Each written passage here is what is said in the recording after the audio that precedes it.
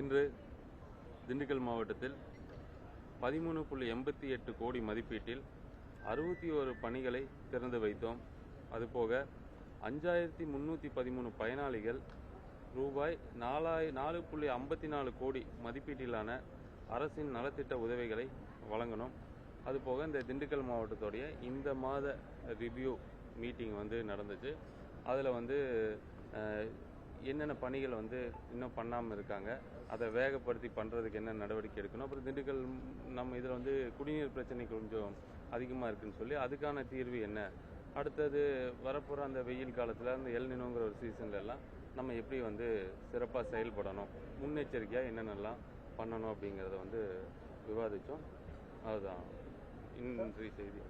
Sir, இப்போ திண்டுக்கல் பூதமரத்து பட்டியில் பார்த்தீங்கன்னா ஆதி திராவிடர் துறைக்கு சொந்தமான நிலத்தை ஒரு திமுக கிளை செயலாளர் அவர் ஆக்கிரமிப்பு பண்ணி தொடர்ந்து அவரே வட்டாட்சியர் எல்லா கையெழுத்தும் போட்டு தொடர்ந்து இப்போ வரையில விட்டுக்கிட்டு இருக்காரு. கையெழுத்து அவரே போட்டாரு, அவரே கையெழுத்து போறாரு. இதுக்கு அதிகாரிகள் ஆமா சார், சுமார் 300க்கும் மேற்பட்ட பிளாட்டுகள் அவங்க இறந்த தாசில்தார் அவங்க பேர்ல ஒரு போர்ஜரி பட்டா அது மீண்டும் பத்திரப்பதிவு இங்க வருது அப்படிங்கிறாங்க.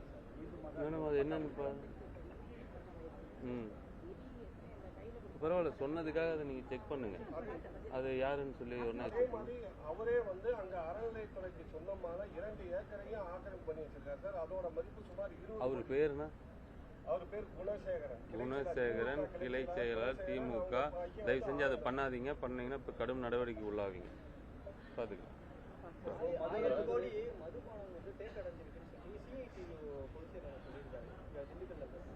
தமிழ்நாடு முழுவதும் பார்த்தீங்கன்னா 4000 மதுபான கடைகளில் 10,000 கோடி மதிப்பிலான மதுபாட்டில் தேக்கமடைஞ்சிருக்குது அப்படின்னு சொல்றாரு. இப்போ இது இல்லாமல் நீங்கள் 52 கம்பெனிக்கு புதுசாக கையெழுத்த போட போறேன்னா சரி, நானே என்ன முடிவு பண்ணலண்ணா. அது இல்லை, அப்படிதான் சொல்லி வந்தது.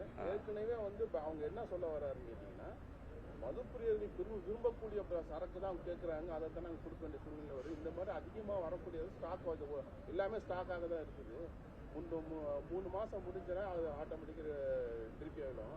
அது இப்போ 10,000 கோடி பக்கம் தேக்கமாக இருக்குது. அதை பற்றி 3 மாதம் முடிஞ்சதெல்லாம் ரிட்டர்ன் எடுக்கிறதுக்காக ஸ்டார்ட் பண்ணியிருக்கோம். இது இந்த 2 மாதத்தில் நடந்ததில்லை. கடந்த ஆட்சி காலங்களில் அவங்க சில கம்பெனிகிட்ட இருந்து வாங்கினது தான். அதான் சொன்னமே, தமிழக அரசு இப்போ முடிவு பண்ணியிருக்கிறது என்னன்னா, கன்சியூமர் என்ன நினைக்கிறாங்களோ அது எந்த பொருளாக இருந்தாலும் சரி, ஒரு வாங்குபவரோட என்ன நினைக்கிறாங்களோ அந்த பொருளை வாங்கணுங்கிற அடிப்படையில் தான் டாஸ்மாக் நிர்வாகம் செயல்பட்டு இருக்கு. அதன்படி தான் பர்ச்சேஸுக்கான அந்த ப்ராசஸ் நடைமுறைகளை மாற்றிருக்கும். இல்லை, நீங்கள் 52 கம்பெனியோட புதுசாக ஒப்பந்தம் போட போகிறோம். எனக்கே தெரியாதுங்கிறப்ப நீங்கள் 52 கம்பெனியில் எப்படின்னா இப்போ பார்த்தீங்கன்னா சில்லிங்கை நீங்கள் எல்லாம் கண்ட்ரோல் பண்ணியிருக்கோன்னு சொல்றீங்க. சிறுமலையில் சில்லிங் விற்கிறாங்கன்னு சொல்லி 7 இடத்துல விற்கிறாங்கன்னு சொல்லி போன வாரம் கலெக்டர்கிட்ட இப்போ பொதுமக்கள் பெட்டிஷன் கொடுத்துருக்குறாங்க. இதே மாதிரி பார்த்தீங்கன்னா நலக்கோட்டை தொகுதியிலுமே இந்த திண்டுக்கல்ல சில்லிங் விற்கிறவங்களுக்குலாம் ஒன்று சொல்லிக்கிறேன். சரி, எனக்கு நான் வரும்போது சில இடத்துல சொன்னாங்க, அந்த என்ன ஊர் சொன்னீங்க? நிலக்கோட்டையில் அந்த ஜல்லிப்பட்டி போன்ற பகுதிகள் எல்லாம் அதெல்லாம் எங்கிட்ட சொன்னாங்க.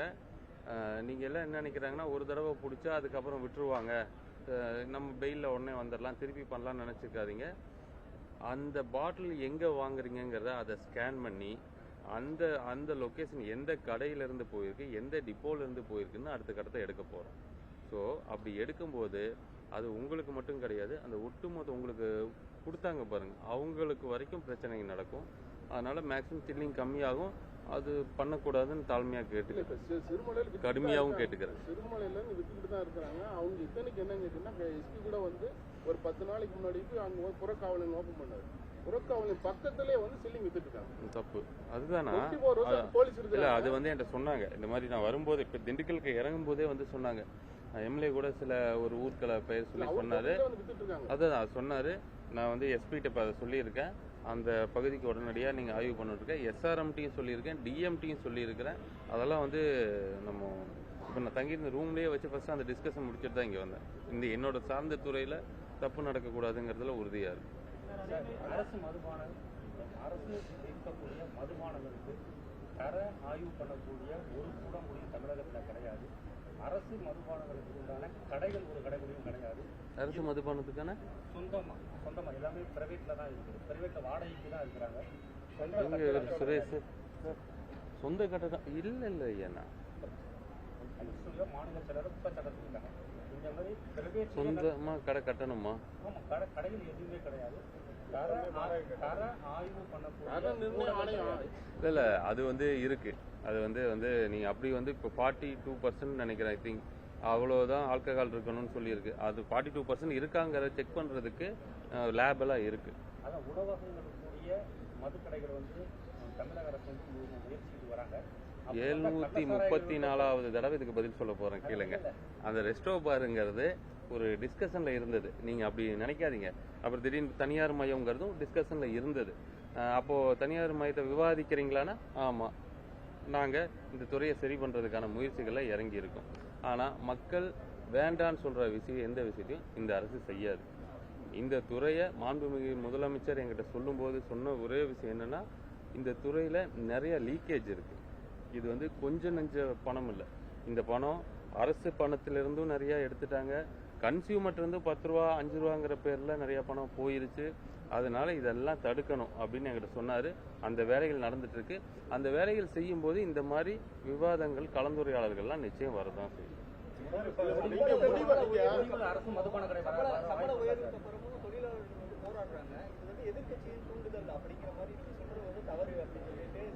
ஒருமையில நீங்க பேசுறீங்க லேபர் அப்படின்னு குற்றச்சாட்டு. நான் எப்ப பேசினேன்? அவன் இவன் அப்படிங்கிற மாதிரி எனக்கும் என் ஊழியர்களுக்கும் அந்த பேசினவர் இருக்கார்ல, அந்த வீடியோ பார்த்தீங்கன்னா அதில் ஒரு 6வது நிமிஷம் அவரும் பேசியிருப்பாரு.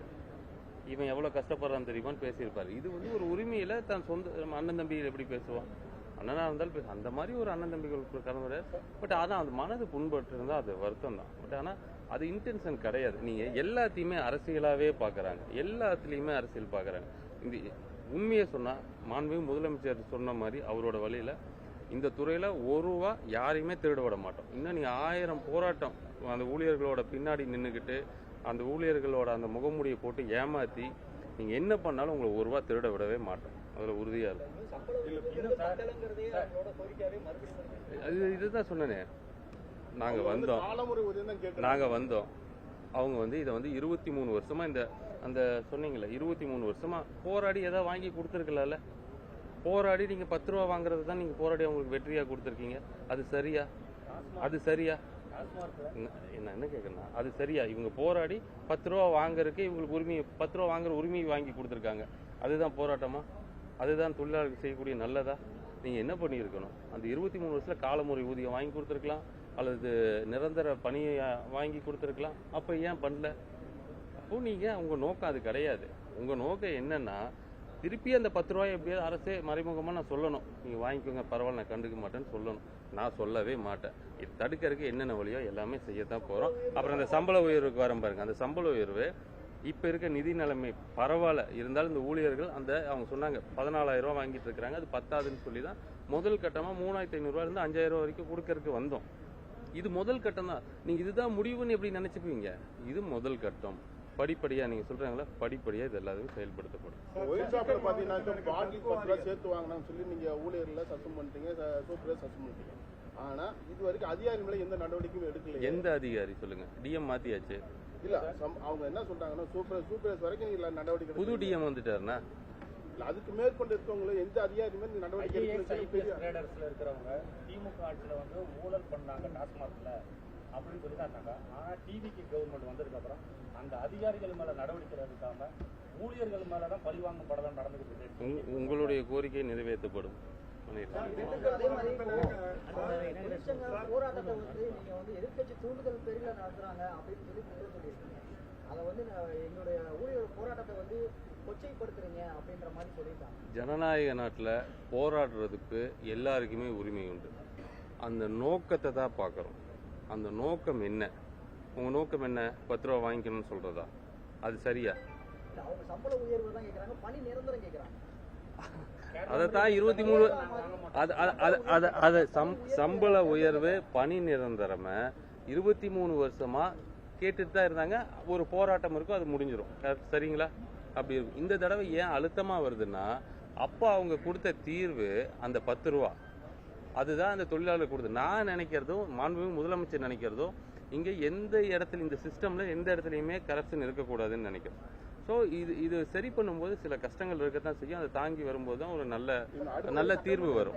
அடுத்து என்ன சொல்றாங்க? சட்டமன்ற கூட்டத்தொடர் வேலை நிறுத்த போராட்டத்தில் ஈடுபடுவோம் அப்படின்னு சொல்லியிருக்காங்க. யாருன்னா அதாவது பொதுச்செயலாளர் பேட்டி கொடுக்கும்போது என்ன சொல்லியிருக்காங்க?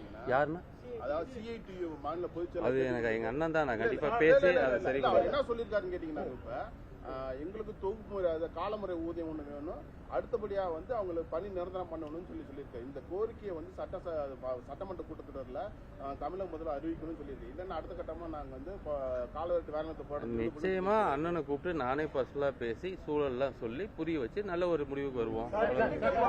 கல்குவாரிகள் வந்து இப்ப வரையில அனுமதி இல்லா கல்குவாரிகள் அதிகம் நடந்துகிட்டு இருக்கு. அதே மாதிரி நீங்க கோயம்புத்தூர் போறப்பயே பார்த்திருப்பீங்க, மலைகளை இன்னும் உடைச்சிட்டு இருக்காங்க நம்ம ஒட்டஞ்சத்திரம் பக்கத்துல. இதுக்கெல்லாம் எப்படி அனுமதி கொடுக்குறாங்க? அதே மாதிரி அரசு கொடுத்த நிர்ணயத்தோட அதிகபட்சமா வெளியிட்டு இருக்காங்க. இவங்க மேல என்ன மாதிரியான நடவடிக்கை தற்போது வரை திண்டுக்கல் மாவட்டத்தில் இல்லை? இப்போ ஏடி மைன்ஸ் புதுசாக வந்திருக்கிறாரு. இப்போதான் பார்த்தோம். அவர்கிட்ட சொன்ன இன்ஸ்ட்ரக்ஷன் என்னன்னா, நான் மட்டும் இல்லை, அந்த கன்சர்ன் மினிஸ்டரும் மரியாதைக்குரிய மாண்புமிகு TK பிரபு கூட என்ன சொல்லியிருக்கிறாருன்னா, மாண்புமிகு முதலமைச்சரோட உத்தரவு எங்கெங்கெல்லாம் இந்த மாதிரி முறைகேடா கனிம வளங்கள் திருடுறாங்களோ அல்லது அனுமதிக்கப்பட்ட அளவுக்கு மேல எடுக்கிறாங்களோ அதை எல்லாத்தையும் உடனே தடுத்து நிறுத்தணும். எவ்வளவு நடவடிக்கை எடுத்திருக்கோம் நீங்க பாத்துருக்கீங்கன்னு நினைக்கிறேன். வரோம் அப்படியே வந்துடுறோம். கிராமம் வந்து அதிகபட்சமா எடுக்கிறாங்க. இதுல வந்து நிலக்கோட்டை தொகுதியில இரவு நேரங்கள் அதிகபட்சமா எடுக்கிறாங்க. இல்ல, நிலக்கோட்டை MLA வந்து என்ன சொன்னாரு, அந்த பகுதியில வந்து மணல் வந்து இந்த மாதிரி எடுக்கிறாங்கன்னு சொன்னாரு. அந்த சொன்னதையும் நான் இப்போ எஸ்பிட்ட வந்து சொல்லியிருக்கேன். அதுவும் சார் இந்த மாதிரி அந்த பக்கம் நடக்குதுன்னு தனியாக ஸ்பெஷல் டீம் போட்டு வேகமாக வரீங்க. டிவிக்கு அரசுல அரிசி விலை இப்பொழுது 40 ரூபாயிலிருந்து 50 ரூபாய் ஏறி காவிரி கூட்டுறவுக்கு வந்து நாங்கள் கொடுக்க மாட்டோம் சொல்லி கர்நாடகா கவர்மெண்ட் சொல்லிட்டு இருக்கிறாங்க. இன்னைக்கு டன்னுக்கு 15,000 கோடி இருக்குது. இந்த நிலைமையில மதுவிலக்குத்துறை அமைச்சர் வந்து படம் பார்த்துக்கிட்டு அழுதுகிட்டு நடிச்சுக்கிட்டு இருக்காருன்னு பிரேமலதா விஜயகாந்த் உங்க மேல ஒரு குற்றச்சாட்டு சொல்லியிருக்காங்க. அரிசி விலை சொல்லியிருக்காங்களா? அன்னைக்கு சொல்லியிருக்காங்க, பேட்டி கொடுத்துருக்காங்க. இந்த மாதிரி கவர்மெண்ட்ல வந்து மக்களுடைய அடிப்படையான அரிசி விலை இருக்கு. ஆனா இவரு போய் படம் பார்த்துட்டு அழுதுட்டு மீன்ஸ் போட்டுருக்காருன்னு உங்க மேல குற்றச்சாட்டு. இதே மாதிரி நீட் எக்ஸாம்க்காக மக்கள் போராட்டி இருக்காங்க. இந்த நேரத்தில் இந்த படத்தை பார்த்துட்டு அமைச்சர்ல யாருமே சட்டமன்றம் இல்லை. நான் வந்து அமைச்சரா இல்லாம சொல்லட்டுமா ஒண்ணு? இன்னொருத்தர் உதாரணம் காட்டினா அது நல்லா இருக்காதுன்னு சொல்றேன். இது ஒவ்வொருத்தருக்குள்ள ஒரு உணர்வு. 30 வருஷமா சின்ன பையன்ல இருந்து இங்க எத்தனையோ பேர் வந்து தளபதி ரசிகர்களா இருப்பாங்க. சின்ன பையன்ல இருந்து பார்த்துட்டு வளர்ந்துட்டு வந்தவங்க இன்னைக்கு உண்மையால அமைச்சர் தான். அமைச்சரவை ஏற்று ஒரு 2 மாசம் ஆச்சு. இப்ப கடைசியா பார்க்கும்போது எங்களுக்குள்ள ஒரு உணர்வுன்னா, ஒவ்வொரு வருஷமும் ஒரு தடவை திரையில பார்க்கக்கூடிய ஒரு முகம், எல்லாருக்குள்ளேயும் ஒரு குழந்தைத்தன்மை இருக்கும். இல்லை இருக்காதுன்னு நினைக்கிறீங்களா? எல்லாருக்குள்ளேயும் ஒரு ரசிக தன்மை இருக்கும். அப்படி ரசிச்சதே என் தலைவரை நான் இப்பவும் சொல்றேன், தளபதி எங்களுக்கு என்னைக்கும் தளபதி தான். எனக்கு அறிமுகமாகும் போது திரையில பார்த்து பழகின முகம், இனி அந்த திரையில இனிமேல் வரமாட்டார்னு நினைக்கும் போது ஆனா அது எப்படி எனக்கு வீடியோ எடுத்தாங்கன்னு எனக்கு தெரியல. இப்படி என்னை அறியாம வந்ததுதான். இது அறியாம வரதெல்லாம் நம்ம ஒரு பெரிய விவாத பொருளை என்ன பிரயோஜனம் இப்ப நாட்டுக்கு இதை பத்தி விவாதிக்கலாம்.